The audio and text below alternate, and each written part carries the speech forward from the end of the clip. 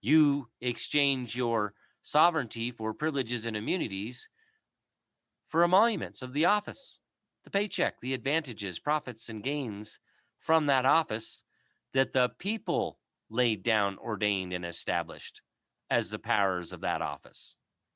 And you are to discharge the duties of that office and no further, or that's an usurpation of power.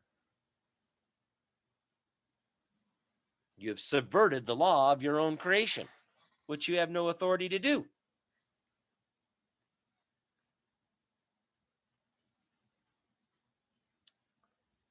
So,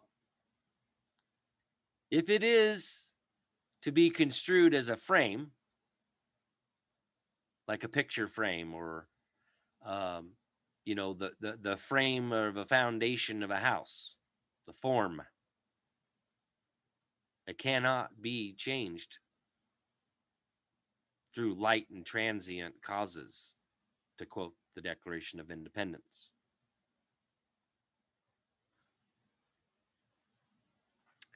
Okay, here's a good one. When talking, that actually kind of makes sense. The lubrication of in the closet there. Think he means where they hide secrets in the dark. Very good. Thank you. That actually makes a little sense.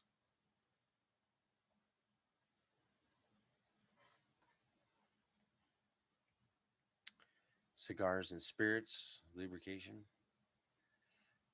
Yeah, I'm going to go with the secrecy because that makes a little more sense there. Having some sort of secrecy, hiding in the closet. So in this respect, it is in no wise distinguishable from the constitution of the state governments.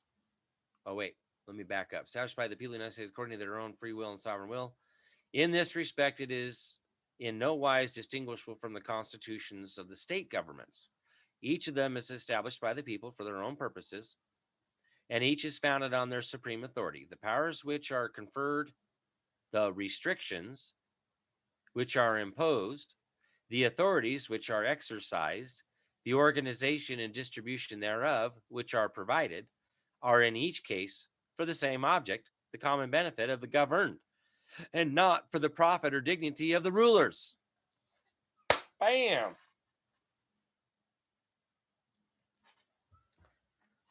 Thank you, Joseph Story. Couldn't have said that any better right there. The powers which are conferred, the restrictions which are imposed, the authorities which are exercised, the organization and distribution thereof which are provided, are in each case for the same object, the common benefit of the governed, and not for the profit or dignity of the rulers.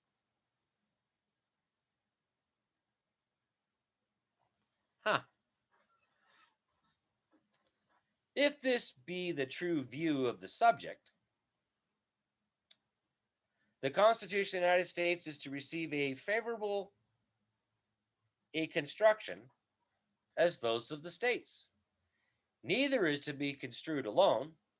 Oh, really? Neither is to be construed alone, but each with a reference to the other. Each belongs to the same system of government. That's right.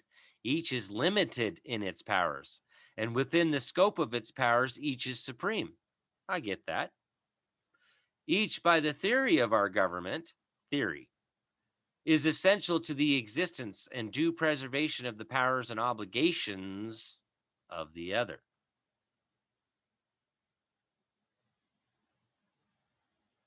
The destruction of either would be equally calamitous, since it would involve the ruin of that beautiful fabric of balanced government, which has been reared with so much care and wisdom, and in which the people have reposed their confidence as the truest safeguard to their civil, religious, and political liberties.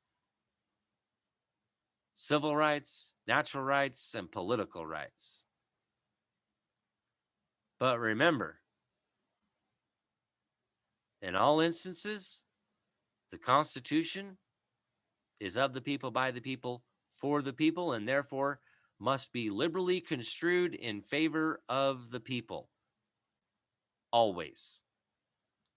The exact limits of the powers confided by the people to each may not always be capable, from the inherent difficulty of the subject, of being defined or ascertained in all cases with perfect certainty.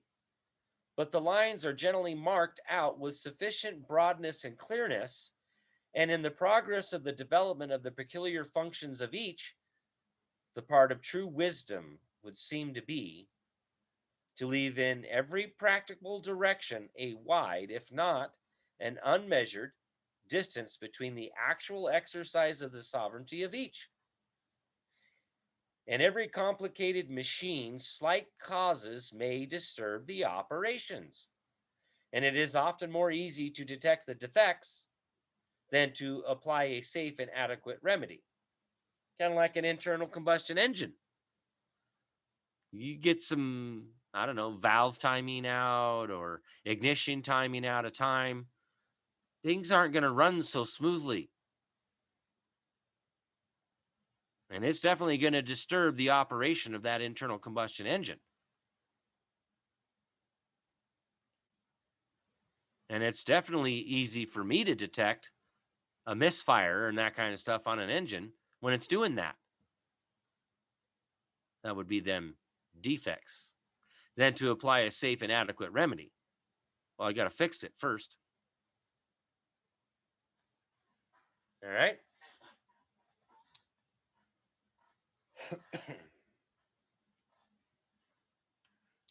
From the foregoing considerations, we deduce the conclusion that as a frame or fundamental law of government, the Constitution of the United States is to receive a reasonable interpretation of its language and its powers, keeping in view the objects and purposes for which those powers were conferred. By a reasonable interpretation, we mean that in case the words are susceptible of two different senses, the one strict, the other more enlarged, that should be adopted, which is most consonant with the apparent objects and intent of the Constitution. Again, more into that in the spirit of the law. That which will give it efficacy and force as a government, rather than that which will impair its operations and reduce it to a state of imbecility. Right. So in this instance, let's apply this.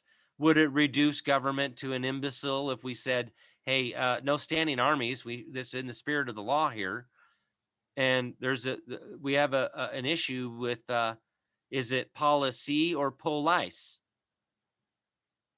Let's use a little bit of logic and reason and hooked on phonics here and sound out the word as it is written.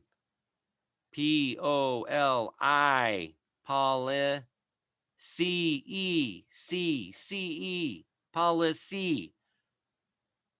Sound the word out as it is written. Phonetically. Say the letters. P-O-L-I-C-E. The ending is definitely a C-E. C, policy, not ease. Not lease.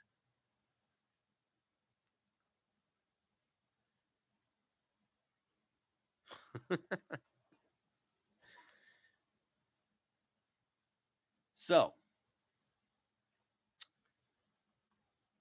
of course, we do not mean that the words for this purpose are to be strained beyond their common and natural sense. Ooh, what was the common and natural sense of the word police in 1776 and when we created our government? Of no standing armies, no armed bodies of men, that a militia be necessary for the security of a free state. The right of the people to keep and bear arms shall not be infringed. Hello? In the spirit of the law, in the spirit of what the words actually said or say and read as it is written in the Second Amendment. But then we go back in history and find they talk about these armed bodies of men and not to be erecting a multitude of new offices and sending hither swarms of officers to harass our people and eat out our substance. What does it mean by eat out our substance? Is you've been fined. We're going to come take your stuff if you don't pay it. That's taxation without proper representation. Well, that's a crime because the king says so. Well, that's a bill of attainder because we say so. And those are strictly prohibited in our form of government. That is a prohibition. It is prohibited, both state and federal, that there shall be no bills of attainder, no ex post facto law, or law impairing the obligations of a contract. You're obligated by the Constitution, the contract, to not subvert the law of your creation.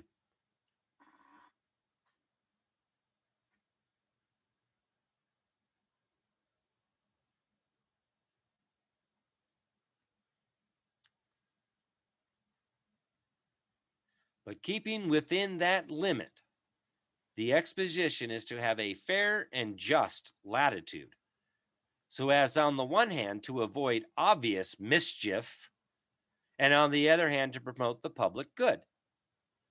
Well, I get it.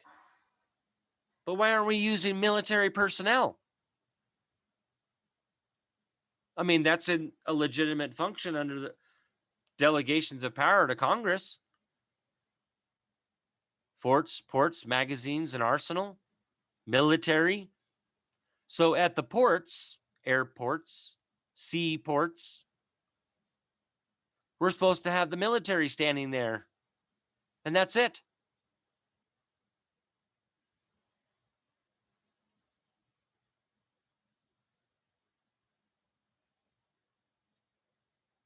I mean, that just makes logical sense to me in reading the constitutions, reading the history of law, and to avoid obnoxious or obvious mischief. And that's exactly what it is. It's obvious to me it's mischief, because why would they change the meaning of the word in 1865 in America to mean an armed body of men, a standing army outside of the military? But I thought the military is supposed to be subordinate to the civil power, the people, the unorganized by government militia.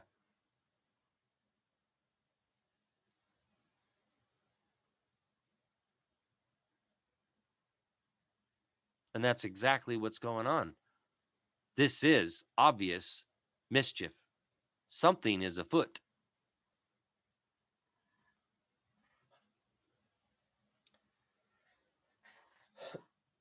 This consideration is of great importance in construing a frame of government. So in our frame of government, we're not supposed to have standing armies, right? That's in the spirit of what we created. With what our founders went through, that's why they made it the way they did.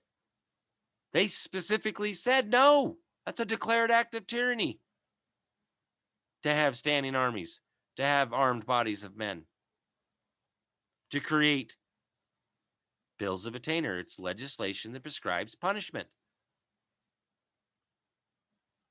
If you do this, that's a crime and that's a punishment. No, we already have the law that dictates murder is unlawful, that stealing or theft is unlawful. We already have the law.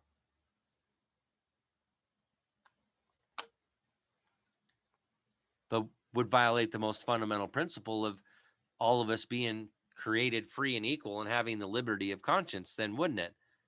Because, hey, what do you got in your pocket there? Oh, well, Congress or legislature says you can't have that in your pocket. Well, I thought the Fourth Amendment says I have the right to be secure what's in my pocket. It's none of your business what's in my pocket. Well, we made a law that says you can't have that. Well, who are you? We're both free and equal here. Who are you to dictate to me what I can or cannot have in my pocket? None of your damn business. And I don't have to answer any of your questions. What lawful authority do you have to deprive me of my liberty right here, right now? You better start spitting some words of why you have a lawful authority. What crime do you suspect me of committing that is an arrestable offense without a warrant? You want to see what's in my pocket? You better go get a warrant describing the person, place, or thing to be searched and seized. And where?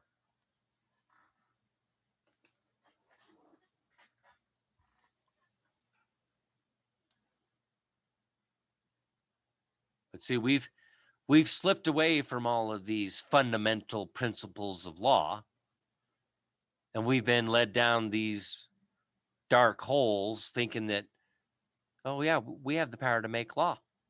We can make whatever we want. We're the law makers. What do you mean there's a common law? What do you mean there's a fundamental law? What do you mean there's a law of this nation called America that's antecedent to the creation of government? Oh, this is the problem I'm running into here with my elected public servants, is they truly believe they have to make law, and that they have to say that, hey, you can't infringe on that right. Well, it already says that. And if it's already the law, bills of rights being merely declaratory of the common law, the law that's common to all, what the hell do we need public law for? It's policy for them to create contracts to pay the bills. Ultimately, that's it. Of course, you got private law, which is when we go sue them with a petition, and we create a private law to pay the bill, pay the debt you owe me for violating my rights in the private. That's a private law, a private bill, which you're supposed to be paying the bills, because bills are something we pay, not a form of how we make law. Unfortunately, we've all been lied to. Schoolhouse of Rock, I'm just a bill. I hope I grow up to become a law. Right. That was the brainwashing in the 70s, folks, for those of you who aren't old enough to remember Schoolhouse Rock. And I get it now.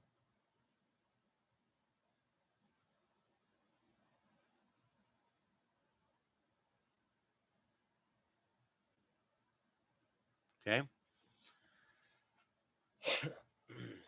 All right. Section 189, where we're going to leave off.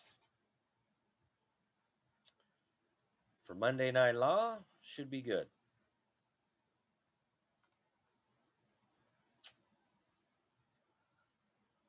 All right.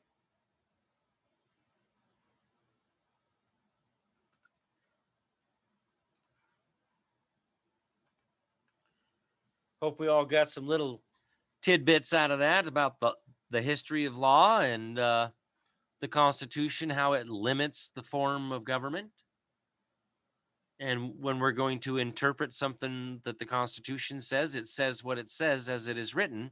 And if we've got any kind of concern about what it says or dispute, we need to go back in history and go back to when it was written and what the founders said that means in history before we begin to even construe it to mean something other than what it was intended to mean when it was written.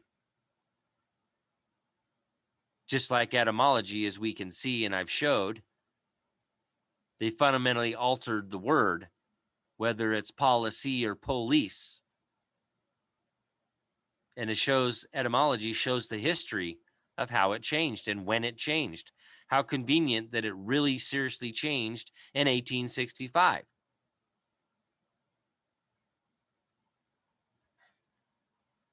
The end of the Civil War.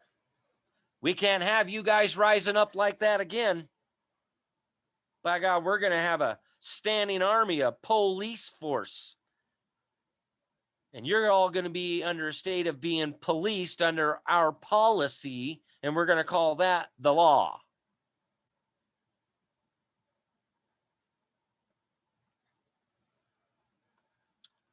Kick rocks. Get off my property. You're trespassing.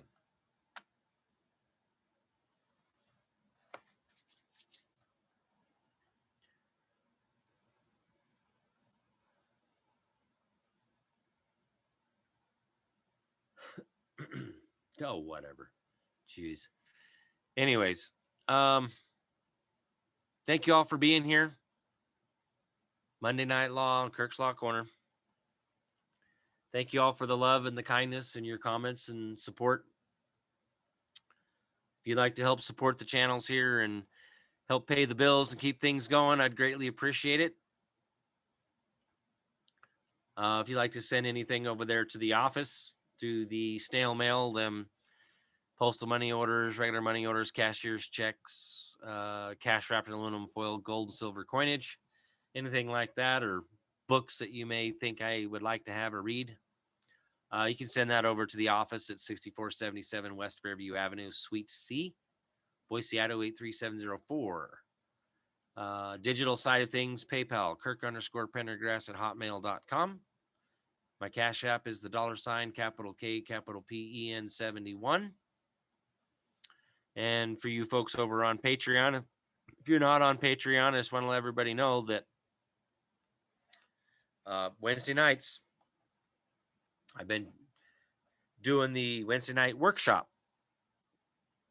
So just want to let everybody know, at some point in time here soon, it's going to get switched over to tier 3 and tier 4. And we're going to get into some serious educating knowledge and start empowering you folks how to do documents and how to effectively claim, exercise, and defend your rights.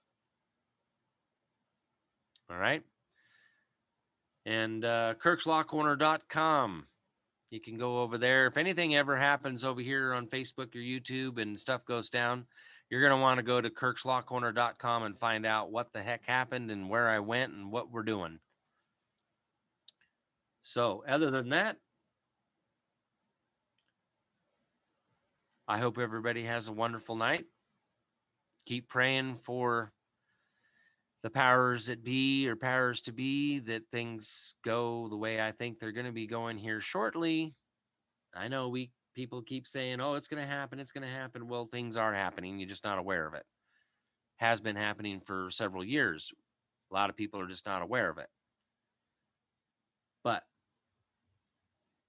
wait and see. Be patient. Patience is a virtue. But make no mistake, things are happening. All things shall be made known. All right. Hope everybody has a wonderful night, and we'll see you back here on Friday night fun night, unless you're a patron over on the Patreon. Patreon.com/Kirk's Law Corner. Get signed up over there. See you on Wednesday night. And again, 4 p.m. Pacific, 5 p.m. Mountain, 6 p.m. Central, and 7 p.m. Eastern time. Okay? Trying to limit it to about 2 hours, but technically speaking, it goes over every once in a while. But anywho, much love, everybody. Thank you all for being here. Keep the prayers going. And we'll see you on Friday Night Fun Night. Good night, everybody.